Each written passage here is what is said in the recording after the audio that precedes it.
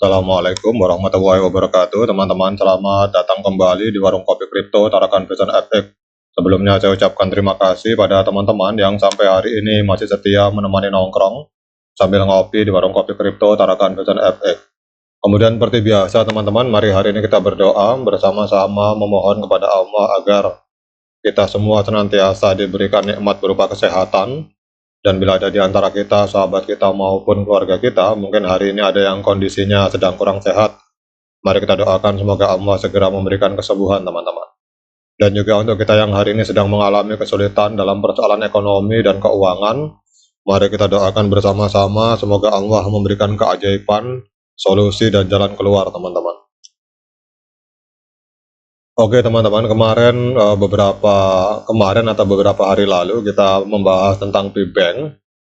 Ada sebuah video saya yang membahas tentang P-Bank. Ternyata ini ada temuan yang luar biasa dari core team tentang aplikasi P-Bank di dalam jaringan P, teman-teman. Jadi kita akan melakukan analisis mendalam tentang P-Bank di dalam jaringan P, tentang kontroversinya dan harapan dari kita sebagai pionir terhadap P-Bank ini, teman-teman.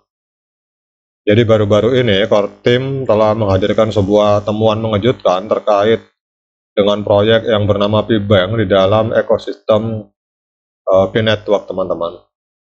Jadi tulisan yang dibagikan oleh beberapa pionir membahas sebuah tautan bernama P-Bank fantasiachain.com.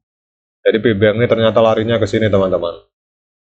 Larinya ke fantasia.com, dan kita lihat bahwa dia juga menggunakan P-Network online banking. Jadi dia juga mencatut nama dari P-Network, teman-teman. Kita akan lanjut langsung. Jadi peristiwa ini memicu investigasi mendalam oleh Xfiresite. Jadi akun yang bernama Xfiresite ini, teman-teman, ini melakukan investigasi terhadap P-Bank, teman-teman. Jadi penelitian ini bertujuan untuk memahami operasional proyek P-Bank dan kemajuan apa yang telah dicapainya. Jadi hasilnya sejauh ini cukup mengejutkan, teman-teman. Yang pertama-tama adalah P-Bank menarik perhatian signifikan dalam komunitas P, terutama jika melihat jumlah suara dan peringkat yang telah diterima.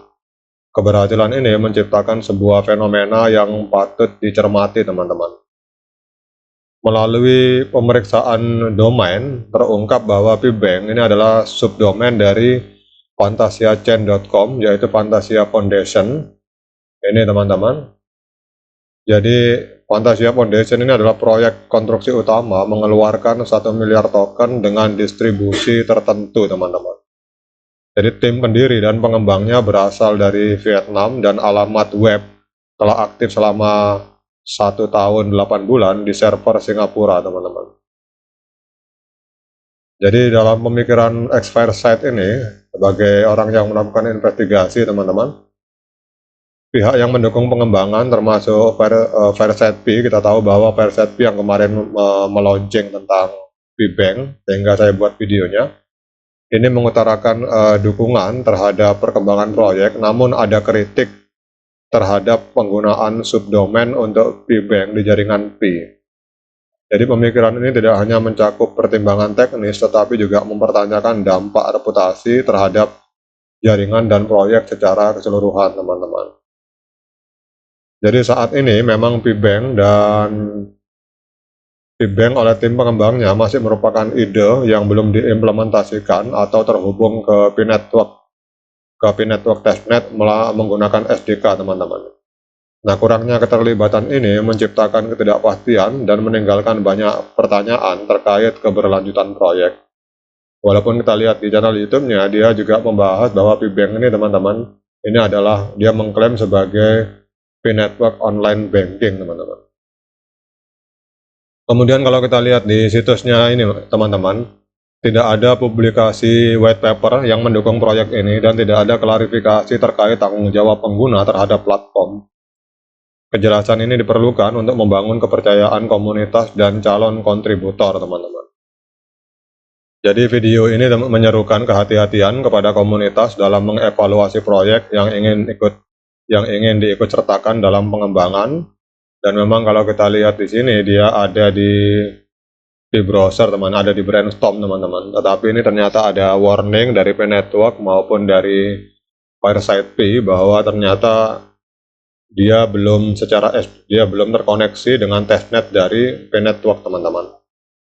Jadi video ini menyerukan kehati-hatian kepada komunitas dalam mengevaluasi proyek yang ingin diikutsertakan dalam pengembangan. Penting untuk memahami sejauh mana proyek tersebut memberikan manfaat nyata bagi komunitas dan jaringan Pi secara keseluruhan. Namun walaupun hari ini belum terkoneksi dengan testnet SDK teman-teman, jadi akun yang bernama Xfireside ini tetap melakukan investigasi. Dan pesan penting yang ditekankan oleh dia adalah mempertahankan semangat sejati sebagai pionir. Jadi Xfireside ini berkomitmen untuk mendukung dan mengeksplorasi P-Bank lebih lanjut jika memang ke depan dapat terbukti bermanfaat bagi komunitas P-Network di masa depan teman-teman. Kalau hari ini belum terkoneksi dengan testnet maupun mainnet teman-teman. Jadi teman-teman yang mendukung aplikasi P-Bank harap berhati-hati karena ada indikasi dia mencatut nama P-Network, tetapi kita tidak tahu. Kalau kita lihat di sini untuk akun yang bernama Xfireside ini tetap memantau pergerakan dari developer P-Bank.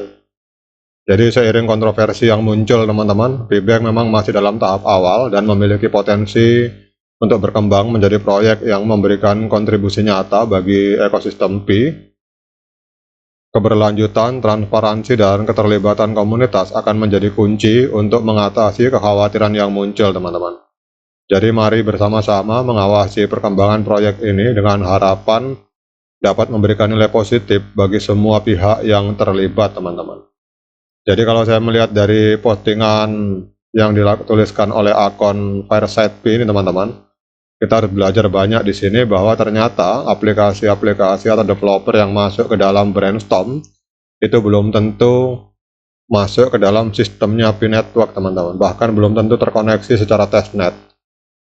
Walaupun dalam videonya dia juga menyatakan bahwa dia adalah P-Network online banking, dia punya channel YouTube teman-teman, dan menyatakan bahwa dia adalah bank online dari P-Network. Tetapi dalam kenyataannya setelah dilakukan investigasi, ternyata dia malah menjual airdrop, dia memproduksi koin sendiri yang tidak berhubungan dengan P-Network teman-teman.